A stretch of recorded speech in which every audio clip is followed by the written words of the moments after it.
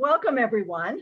Welcome to the League of Women Voters of Chicago, Zooming with the Aldermen series of interviews. My name is Priscilla Mims, and the League itself was founded 101 years ago, right here in Chicago.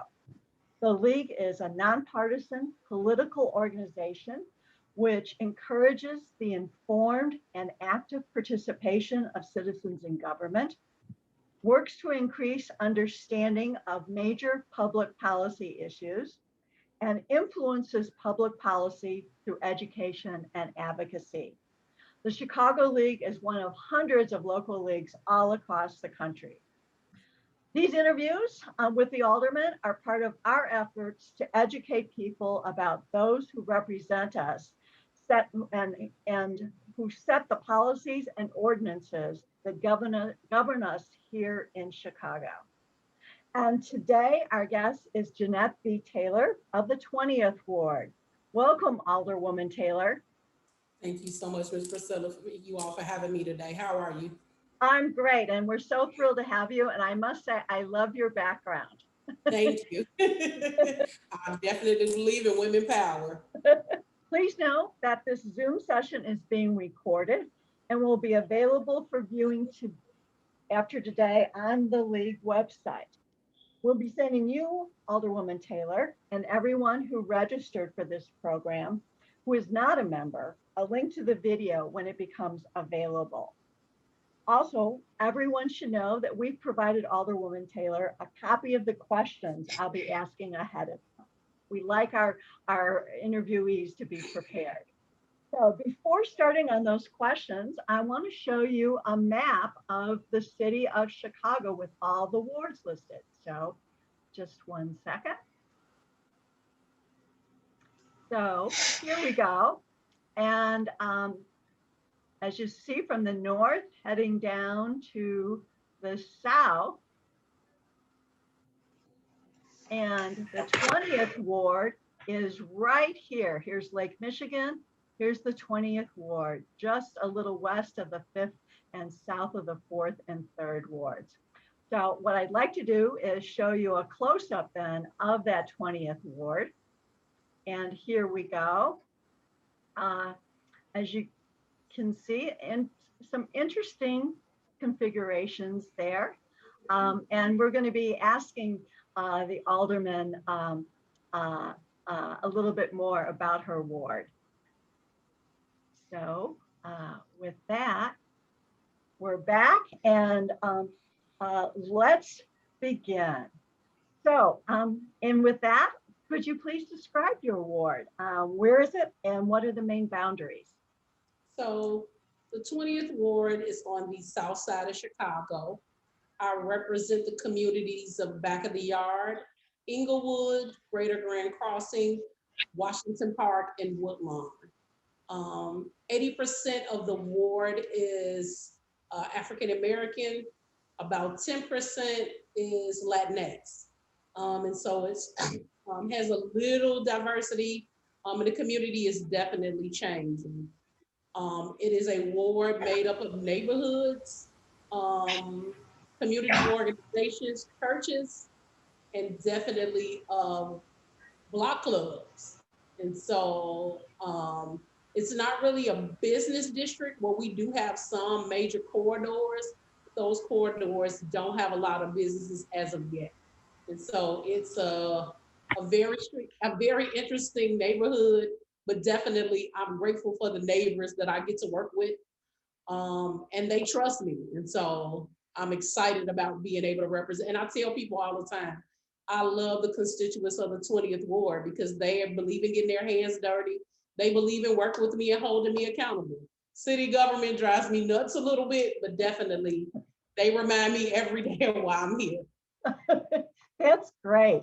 So what are a couple of the key issues facing the people in your ward?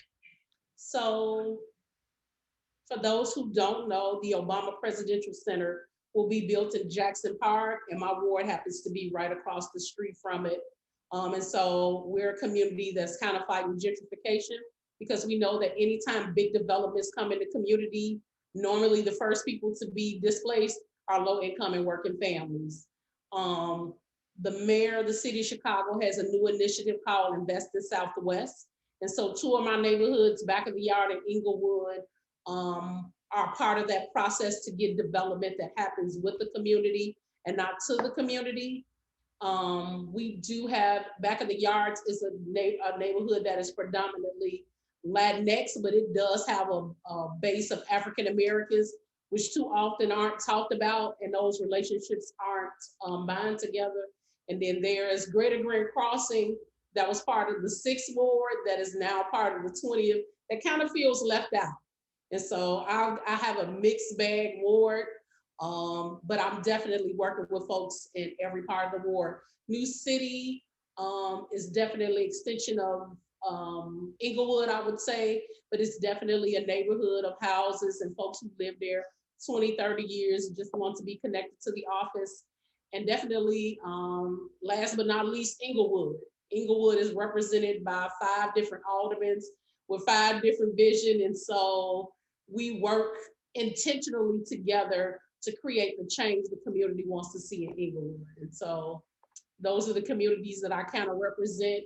I'm forever grateful for the people who come here because they definitely make sure that I get to know the issues. One of the issues is in the ward is we don't realize the gems that we have. And so we have the pleasure of having Kennedy King College in the ward, but people on the other side of the ward definitely don't know about it. And so it's building those relationships. We have 20 senior buildings in the 20th ward, which a lot of aldermen don't have. I have the luxury and I work with them. If it were for not for COVID, I might be at a bingo game, and they take their bingo very seriously. You better have their gifts and you better not cheat in bingo. And so, but I love interacting with them. And I actually have a senior caucus that was meeting post-COVID. Development that happens with us and to us. I have a community development team made up of the community at large. It gets to decide about development because I won't always be in this seat, and they need to be able to hold the institutions in the community accountable. And so I believe in that. I don't believe in this, I am the end all alderman. I make these decisions with my community. And that's an issue because it's hard to get people to believe that the decision is already made. Definitely just the cleanliness of the ward. Us having a real conversation about getting it clean. I have 4,000 vacant lots in my community. And so while other wards have no vacant lots, it's a hard thing to keep up with. And those are kind of some of the main issues. I'm a community organizer, that's where I come from. And so I believe in working with community all day long. And so they have access to me. They have my cell phone number, we talk, they call me. Well, one of the things I have to say impressed me, Alderman, is that we were told to deal directly with you in setting up this interview, no intermediaries. So that is not the usual course of business, I have to say. So when did you first?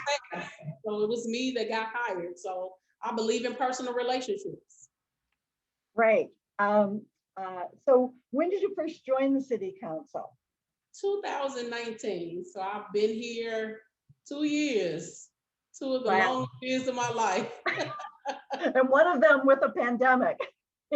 Definitely, which none of us have ever lived through or had to deal with in this type of way.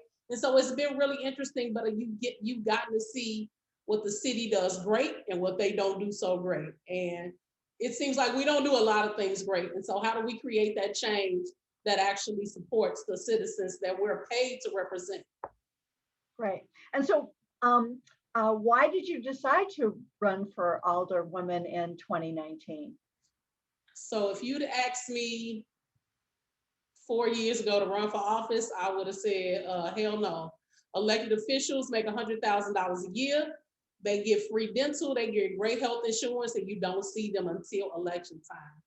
I didn't want to be that person, but I realized that politics was getting into me. And so they make decisions on everything from who cuts the grass, how do we get city services, how people get employed, how much people actually get paid, how are we making sure services get to the people around the city. And based upon where I lived and the things that I saw in the community, nobody was really advocating for voiceless mothers and fathers and young people in community of color who are often ignored. And so I got in the race really to push the conversation to the left. That was my main goal. And plus, I had been displaced from Bronzeville because they built the Harold Washington Cultural Center. And when I found out that the Obama presidential center was coming, I was like, enough is enough.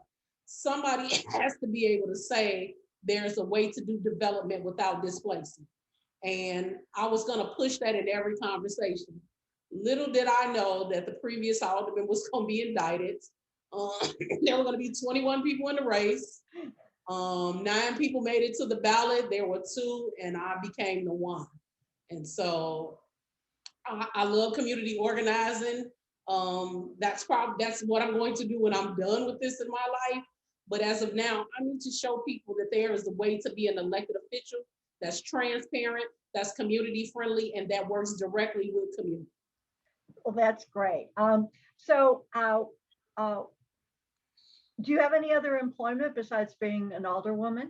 So I do a lot of volunteer stuff. So I was a parent advocate for special ed children. I still do that. I am not currently serving on an LSC, but I still give advice to LSC members. I still do a lot of those mentoring things. So the things that I did in the community organization, I haven't stopped. I just don't get paid to do it. And so when that work is into you, you don't stop. I'm on a bunch of women, like I'm joining a bunch of women's boards now. I have a bunch of good mentors in my life. And so I just make myself available to people. It's tiring, but Shirley Chisholm says it better than anybody. The rent you pay on earth is service to others. And so I'm just going to be a service whenever I can. Great. Well, I know a lot of league members identify with that. We don't get paid either. Right, exactly. But you do it because you know it's what's right and it's in your heart to do it. And so. Right. So I know you serve on a number of different city council committees. Is there 1 or 2 that you particularly are happy to serve on? And can you tell us what kind of work you do on them? So I'm happy to serve on all of them. The problem is the ones they don't actually do anything. They don't meet on a consistent basis there. So I'm on the education committee. I wasn't gonna have it any other way. We've met probably 3 times since I've been in office, and so they're not effective. I'm on the environmental committee, but it meets spontaneously when it wants to. I'm on transportation. I'm on that all the time. I'm on contract compliance. It's met twice. And I'm on, there's another one, but we never meet. And so I'm not the chair of any of them, but they're problematic in the way because if it's not an issue that the mayor wants, to be heard, it doesn't get heard. And so I'm doing some real work to push and bring it to the forefront. And so often I have to call people out, which people don't like, but that's not my issue. We got to have government that works for the people. We pay for it through our taxes, and we want to get involved. And so we have to treat these committees not as special places for the mayor to decide whether they're going to meet or not. They have to be places where people bring up an issue and we have a productive conversation and debate. And that doesn't happen in city council. And so that's been the norm for years. And so there are people like myself and other women who are trying to push it. So that kind of leads perfectly into the next question, which is the changes. It sounds like those are the changes you'd like to see made on the city council, whereby the committees meet more regularly. Is I'm understanding that correctly? And we have the conversations the community want to have to ask. So during COVID, I asked the education chair to have conversations about how many young people actually showed up for remote learning. How many tablets did we actually give out? How many of them had access to internet? And of course, they don't want to do it because it shows that they wasted the CARES Act money. Like, let's say what it does.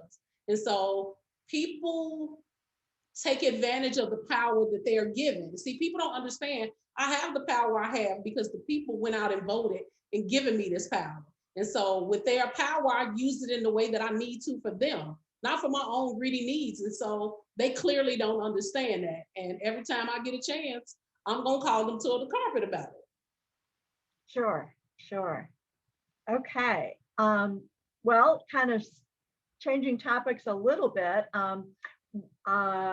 one of the things we've noticed that all the full city council has to vote on things like parking prohibited designations, loading and standing zones, residential permit parking zones, traffic warning signs or signals, and grants of privilege in the public way. Our question is whether you would be willing to basically have the applicable city department make those decisions rather than a full city council vote, as long as you, if it was in your ward, were consulted before the permit was issued.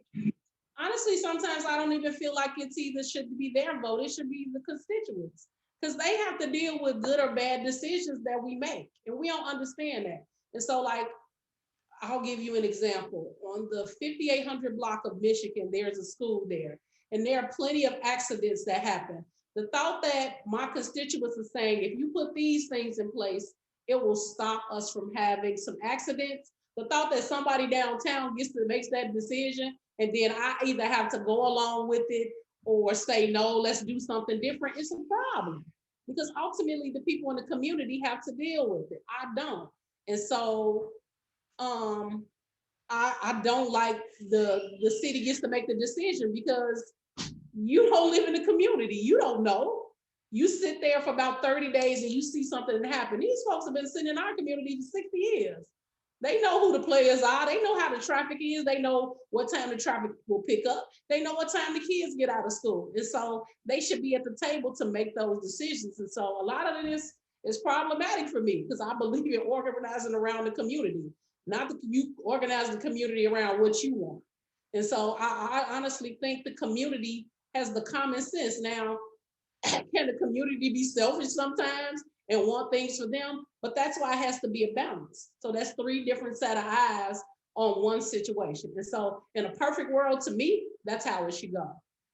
Okay, so just from a practical point of view, just looking at it, what would you say, what you'd want the community maybe to come to you and the city department and say, we want this, and then it's reviewed, and barring some issues or problems, the permit would be issued. Is that what you're thinking? So think about it this way. So I'll talk about how we do development in my ward. I don't meet with developers directly because I want a level of transparency. I have a young lady who does she's the community development director.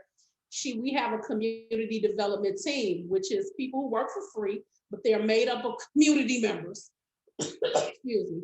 And ultimately, the community development team here's the development plan first. So it gets a feel for what the community likes, what the community doesn't like, what the community wants to see, how can you support the community, the jobs that'll come. Then you have 2 community meetings. The people who get to vote on a project live in a 0.5 mile radius. So that's basically a circle around development. And that does a couple of things.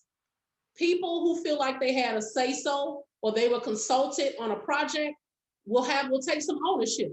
And so they'll fight for it if the city is coming after it. If it needs to hold you accountable because you're not taking care of business, it will hold you accountable, but it also will support your business if need be. So you don't go out of business because the community knew about it before it showed up. Ultimately, they get to vote. They get the majority of the votes. They get a letter of support from me. That's how we should be doing things across the city, period. And the only difference is when it comes to TIF dollars, depending on what TIF district it's in, everybody in that part of the TIF district gets to vote. Because these are dollars that you're paying into a system too. Let's not forget, the constituents pay into these TIFs. And so ultimately they should get a say-so on how those tax dollars are spent. And if you're in a TIF district, so Woodlawn and West Woodlawn are 2 different TIF districts. I have community meetings with them to say, hey, there's some folks who want to be able to build in the ward. What do you think of the project? And developers, of course, don't like it, but think about this. Developers get land for $1 or nothing. They get city resources, they get state resources. They put up very little of their money. They ain't paying great taxes. And what are the constituents actually getting other than a business that they may or may not use? Absolutely nothing. And so they should have to say so on the front end on whether that business or development should be in the ward. And so when you make decisions like that, the community is behind you. They might not always agree with you, because there have been some projects that I thought it's okay, it's not bringing in enough jobs, that the community ultimately said, yes, we want it because of what that development or that business would bring. But because at the end of the day, I won't always be here, they are going to have to deal with that institution. And so they have firsthand and they have access to it. Too often we call folks for a business, they don't live in the city, they somewhere else. You ticketed them, you can't hold them accountable. It's not until the alderman says, okay, city of Chicago, you need to go after them. I want the people in the community to have that power. Gotcha. Okay. Really interesting perspective. Thank you. Another change of topics. This is the year for redistricting. And of course, the state has a map, at least for the state senators and the state representatives, and the city will be doing it later this year. The League of Women Voters has long held a position that rather than the politicians drawing the maps, we have been pushing for an independent commission to do so. And what do you think about that? Oh, great. I agree. That's not, listen, that's why politicians stay in office 20 and 30 years. They're not effective because they get to write the rules. It should be an independent. How is it that you expect me to put the best interest of my constituent first when I'm worried about my job? If I do what I'm supposed to do in this space, I won't have any problem in getting reelected. I'm gonna have to fight for it because there are plenty of people who don't think I do a good job or who think I'm too progressive. But ultimately, there should be an independent council that makes that decision with a lot of things in this city, because when you hold the cards to your own job, you honestly think they're gonna do what's best for what's in the community's interest or their own interests. You're gonna do what's best for your own interest. And I'm not that person. I'm sorry, I'm just not. And people say that's so lefty. No, that's so, and I get tired of this. And so I'm a Democratic Socialist of America. And I always get, you a Black socialist. Let me just put it in plain English for you all. I believe in public power. It's that simple. It ain't no other way to explain it. You can take your fancy titles and put them somewhere else or what you think, but it's about public power. And if we had public power, we wouldn't have these institutions that made millions and trillions of dollars while everyday people stay broke.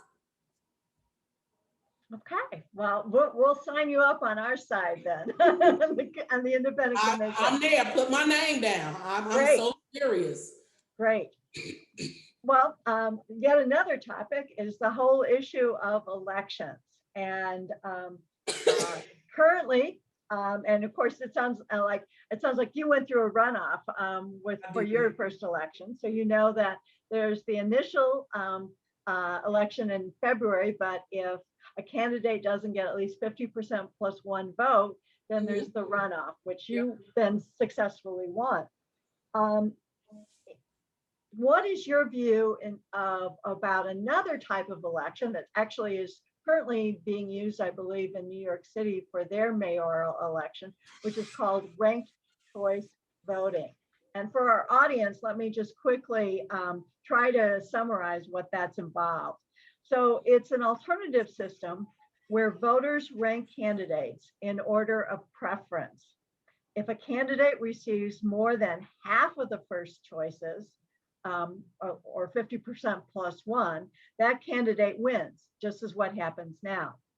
However, if there's no majority winner after that first election, then the race is decided by what we call an instant runoff. The candidates have, the voters have ranked their choices on the ballot, 1, 2, 3, 4, etc. And in this case, if there are, say, 8 candidates, the candidate with the fewest votes would be eliminated.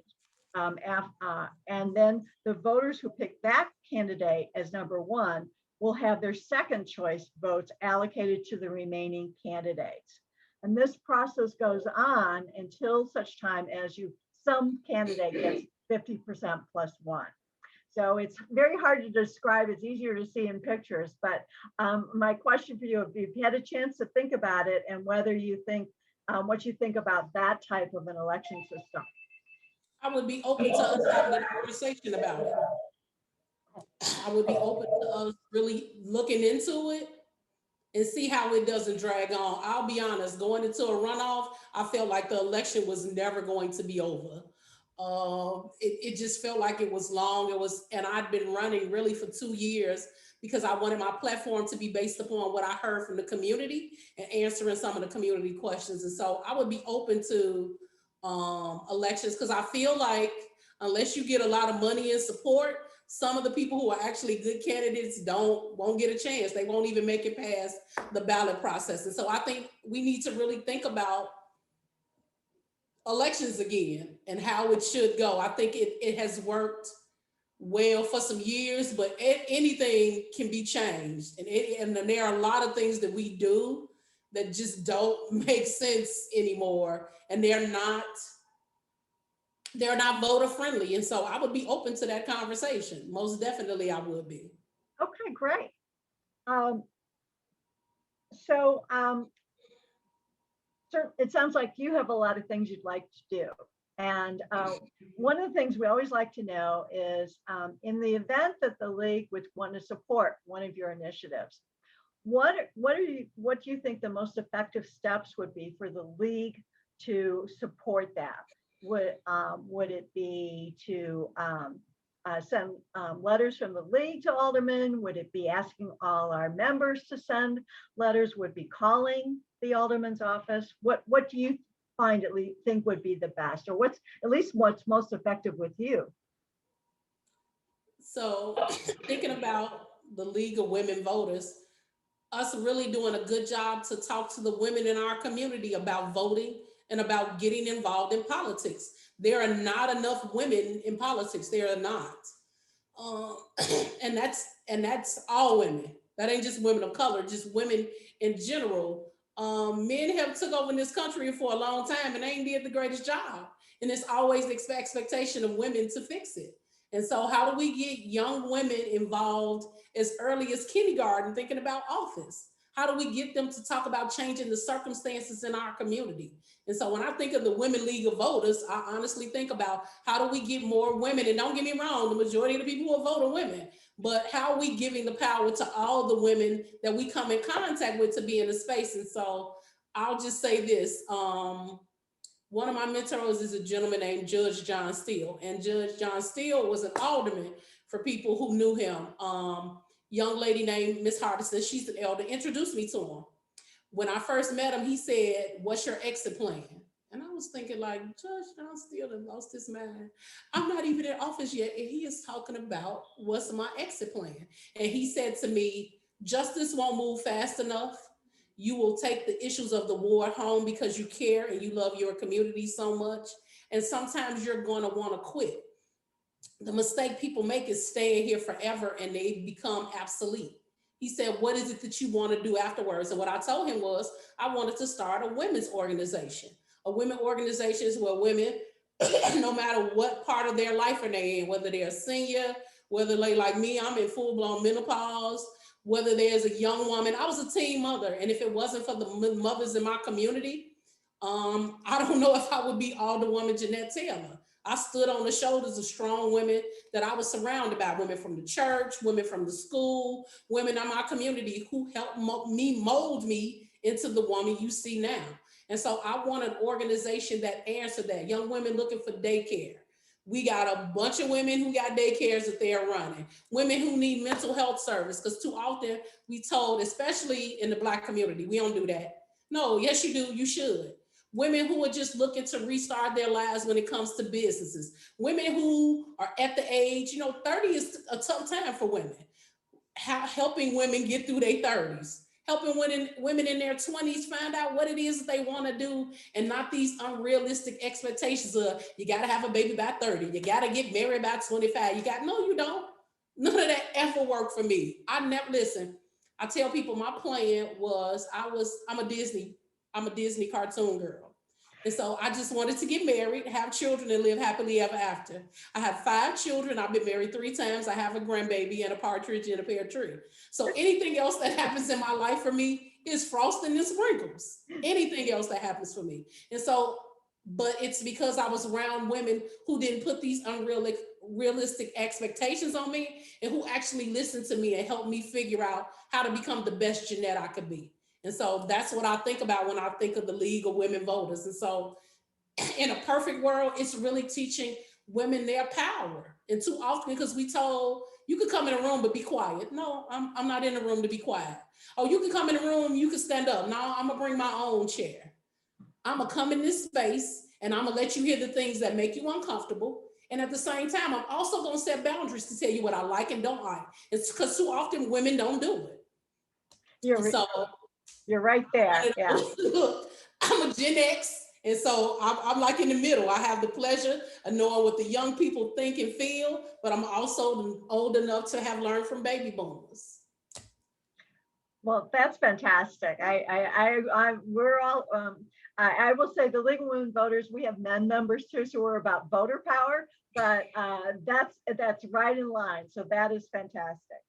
So now you've got 2 more years in office for sure. And we're not going to ask you if you're going to run again, because we'll leave that for a later decision. But what are a couple of the things that you'd either like to see accomplished over the next 2 years, or at least started over the next 2 years?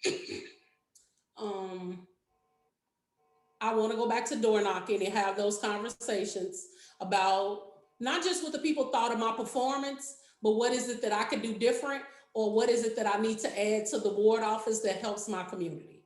And so I haven't been able to door knock. I'm not one of those elected officials that believes in, I'm only knocking on your door during election time. No, we need to be talking on a consistent basis. And I knocked 80% of my doors, but I didn't get to talk to everybody. And so it's going to meet some of the people that I haven't talked to. Okay. Well, that's a big order because you have a big ward. So a lot of people to talk to, a lot of different neighborhoods. People and organizations to help you. I won't be door knocking alone. I will be door knocking with my friends, organizations that I'm attached to, people in the community who believe in my work and want to see me in this space again. And there are plenty of people already saying, are you gonna run again? How can we donate money? This type of thing. And so I will answer the question. I will. I've said to myself 3 terms if the community allows me to, and after that, that's it. I don't want to be in a space. These roles have to be places where we can grow people. And so everybody in my office is younger than me, and that's intentional. I have one lady that's a little older than me, and that's just because she's somebody that lives in the community that I learned to trust during my organizing time and in my time with running. But they're in here because they need to teach me what young people want, teach me how young women think different, get me hip, if I could use that word, about what happens in the community. I don't understand a lot of the songs that they come out with. They help me to understand what they're singing about, because I don't know.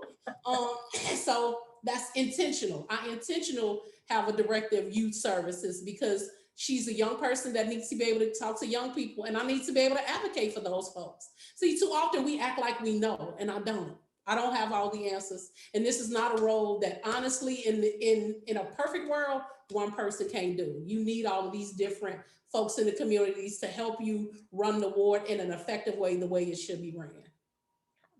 Okay, well, this has been a treat for me to get to know you a little bit and get to know your ward a little bit. And I want to thank you so much for being with us today. I just want a reminder to everyone who's watching this evening, a link to the program will be found on the Chicago League's website. And everyone who registered for today's program, who is not a League member, will receive an email with the link, along with an invitation to join the League, and as well as to sign up for notices of future programs. So we hope we have many more interviews we want to do over the remainder of the year. So we'll help you. You will join us for future Zooming with the Aldermen and the League. Alderman Taylor, thank you again. Thank you all so much for having me. It's definitely an honor. I've known about you all since I was a little girl, so never in my wildest dreams that I think I would be on the call, because as a woman, my mother taught me about women and women organizations. I was on the PTA, I was on the LSC, so this is equivalent to that. Thank you all for having me. Our pleasure.